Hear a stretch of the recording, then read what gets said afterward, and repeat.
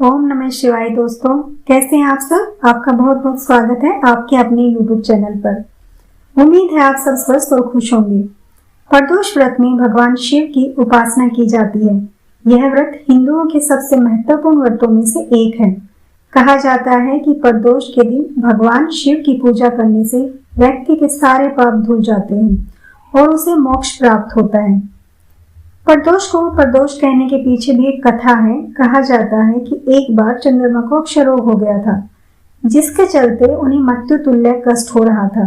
भगवान शिव ने उस दोष का निवारण कर उन्हें त्रयोदशी तिथि के दिन उन्हें जीवन प्रदान किया था। इसलिए इस दिन को प्रदोष कहा जाने लगा। प्रत्येक माह में जिस तरह 2 एकादशी आती है, उसी तरह 2 प्रदोष व्रत भी होते हैं। माघ मास का दूसरा प्रदोष व्रत यानी शुक्ल पक्ष की त्रयोदशी तिथि 21 फरवरी के दिन मनाई जाएगी। 21 फरवरी को इसलिए मनाया जा रहा है क्योंकि त्रयोदशी तिथि की शुरुआत 21 फरवरी को सुबह 11:27 से होगी और अगले दिन यानी 22 फरवरी को दोपहर 1:21 पर तिथि का समापन होगा। क्योंकि भगवान भोलेनाथ की पूजा प्रदोष व्रत के दिन संध्या काल में की जाती है, तो प्रदोष व्रत उस दिन मनाया जाता है जिस दिन त्रयोदशी तिथि संध्या काल में यानी प्रदोष काल में पड़ती है।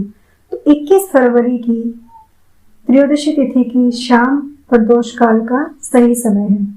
इस दिन शाम का पूजा मुहूर्त मतलब प्रदोष काल का जो समय है वो 6:15 से लेकर 8:47 तक है।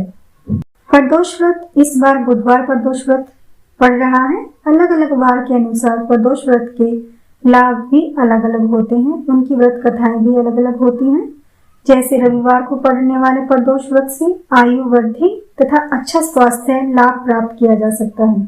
सोमवार के दिन त्रयोदशी तिथि पड़ने पर किया जाने वाला व्रत आरोग्य प्रदान करता है और इंसान की सभी इच्छाओं की पूर्ति करता है। मंगलवार के दिन त्रयोदशी का प्रदोष व्रत हो तो उस दिन के व्रत को करने से रोगों से मुक्ति व स्वास्थ्य लाभ मिलता है। बुधवार के दिन प्रदोष व्रत हो तो उपासक की सभी कामनाओं की पूर्ति होती है।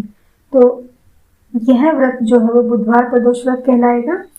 इस व्रत को करने के लिए उपासक को सुबह जल्दी उठना चाहिए। कहते हैं कि सूर्योदय से पूर्व उठना अच्छा रहता है। अपने जो नित्य कर्म है उनसे निवृत्त होकर भगवान भोलेनाथ का स्मरण करें, भगवान श्री भोलेनाथ का स्मरण करें। इस व्रत में आहार नहीं लिया जाता। पूरा दिन उपवास रखने के बाद सूर्य अस्त होने से 1 घंटा पहले स्नान आदि करके श्वेत वस्त्र धारण कर लेने चाहिए। जो पूजा का स्थान है जहाँ पे हम पूजा करने वाले हैं उस स्थान को अच्छे से स्वच्छ करें। गंगा जल या स्वच्छ जल से शुद्ध कर लें। 5 रंगों का उपयोग करते हुए रंगोली बनाएं तो और भी अच्छी बात है। प्रदोष व्रत की आराधना करने के लिए कुशाक आसन का प्रयोग किया जाता है। इस प्रकार पूजन की तैयारियां करके उत्तर पूर्व दिशा की ओर मुख करके बैठे और भगवान शंकर का पूजन करें। पूजन में भगवान शिव को बेलपत्र जरूर चढ़ाएं और भगवान शिव के मंत्र ओम नमः शिवाय का जाप करते हुए शिव जी को जल चढ़ाएं। उसके बाद प्रदोष व्रत की कथा जरूर पढ़ें। अब आज जैसे बुधवार प्रदोष व्रत है तो बुध प्रदोष व्रत की कथा सुनी।